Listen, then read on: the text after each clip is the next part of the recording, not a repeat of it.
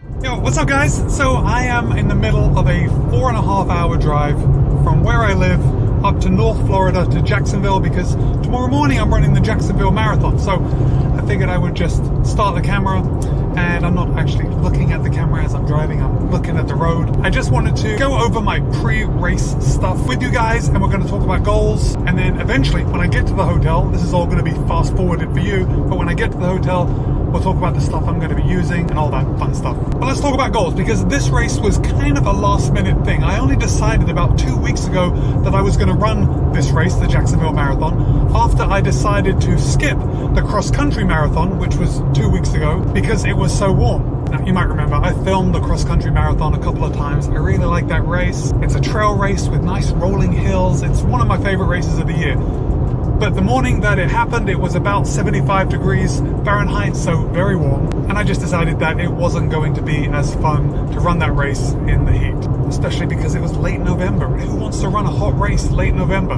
Not me. Anyway, so as soon as I decided I wasn't going to do that, I started thinking about the Jacksonville Marathon. Now, I wasn't totally committed. I only registered for this race 2 days ago. But as of 2 days ago, I was 100% committed to going and running the Jacksonville Marathon. So then I started to have to think about how fast am I going to run it? Oh, and I should just start with the weather, because that really plays a big role in how fast I run a marathon. The forecast for tomorrow morning is about 60 degrees Fahrenheit, which is about 16 degrees Celsius, and it's going to be quite humid. So while that is a little warm, it's definitely outside the perfect range for marathon running. It really isn't as bad as it could be. In fact, last year when I ran the Jacksonville Marathon, it was 67 degrees Fahrenheit and 100% humidity. It was an absolute nightmare. So back to goal setting.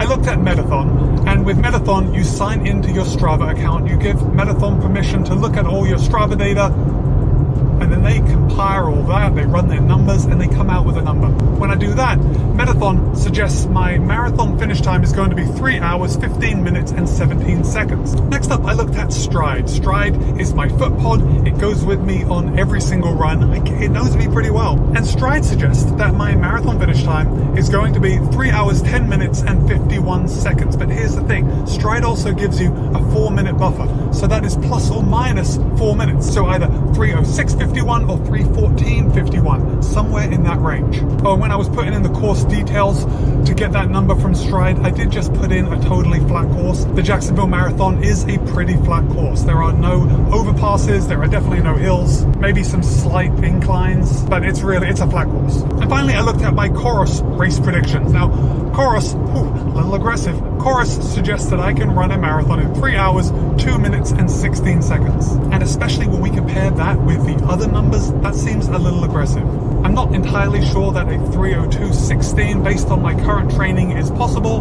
Maybe it is. Maybe if it was 40 degrees on a totally flat course, it might be possible, but we aren't going to have those conditions tomorrow. So here's my plan moving forward. I'm going to go to bed. I'm going to think about this number. I'm going to start off at this number, and that number is 3 hours and 10 minutes. Now, some of you may think, Matt, you could probably make that a little bit faster. And I would agree with you. I probably could make it just a little faster, but I'm not going to.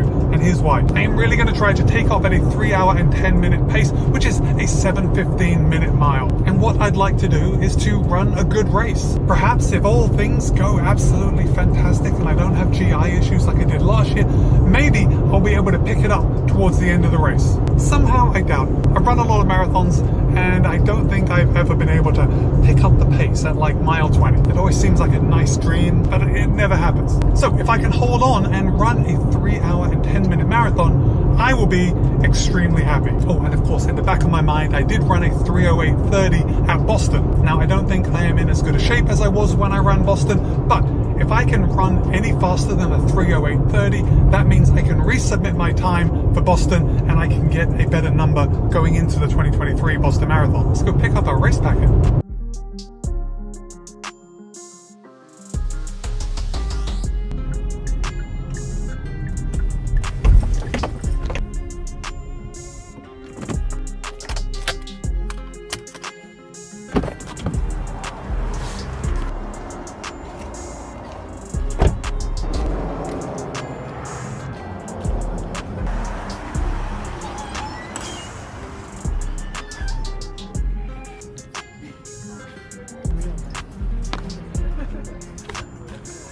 All right, whew. First time I've gotten out of the car in 4 hours. Picked up my packet. Let's have a look. 288. 288 is the number for tomorrow. Now it's back to the hotel. Gotta chill, put my feet up, watch TV. And as soon as I get there, I'll show you what's in this bag. Although, the bag is pretty thin. Pretty thin this year, but stand by.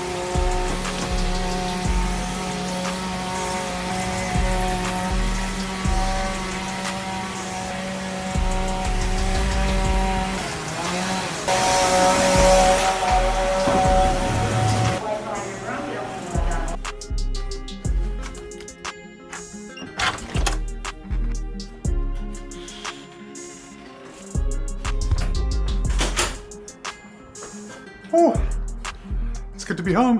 Home for one night.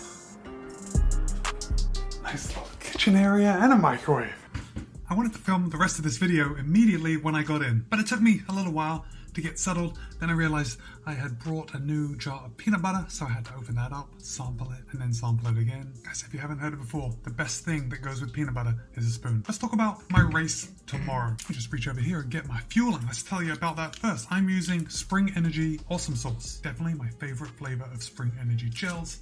And then behind me, laying out on the bed, is my entire kit. So let's go over and take a look at that. I am going to be using the Saucony Endorphin Pro 3 right along with the Stride foot pod. Look, I know we're not supposed to use anything new on race day, but I do have a new pair of Swiftfoot socks. Now, I've used these socks plenty of times, so I know what they feel like, but I was saving this pair for race day. I am wearing Path Project shorts with some Path Projects baseliners right underneath. Wearing a flip belt just in case I need to carry another camera or my gels. I'm wearing a Corsa singlet. Corsa is by Roadrunner Sports. On my right wrist, I am wearing the Chorus Pace 2. On my left wrist, I'm wearing the Apple Watch Ultra. I'm wearing Tourish sunglasses and a Path Projects hat. And I also brought some stuff to take care of myself after the race. I actually brought my Roll Recovery R8 Plus and my Bob and Brad massage gun. Now, the reason I bought the massage gun is because when I'm driving home tomorrow afternoon, I'm going to need one hand to kind of massage my legs, and the R8 Plus is impossible to use unless you use both hands, so massage gun also.